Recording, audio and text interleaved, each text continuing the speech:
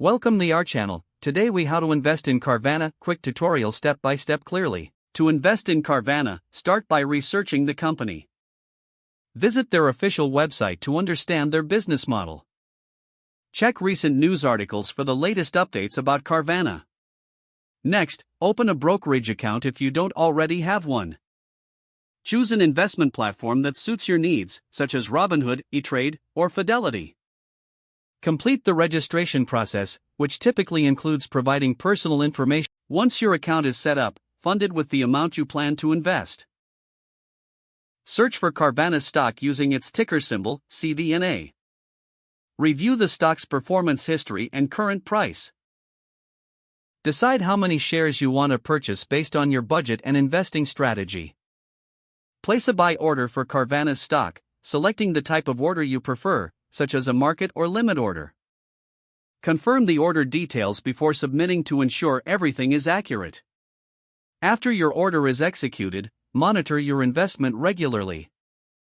Keep up with Carvana's financial reports and market news to stay informed. Adjust your investment strategy as needed based on performance and market conditions. Consider consulting with a financial advisor if you have questions about your investment decisions. If the page does not load, refresh the browser or try again in a private or incognito window. Make sure you are using the correct email address, then retype it carefully to avoid small typos. If your password is not accepted, use the reset option and create a new strong password you can remember. Check your spam folder for verification or security emails, then complete any requested confirmation steps. Enable two-factor authentication if available to improve account security and reduce unauthorized access risk. After signing in, review your profile details so your contact information and settings are accurate and current. If you see an error message, note it down and try again after restarting your device and internet connection. Log out when you finish, especially on shared devices, to keep your account and payment information secure. If the page does not load, refresh the browser or try again in a private or incognito window. Make sure you are using the correct email address, then retype it carefully to avoid small typos.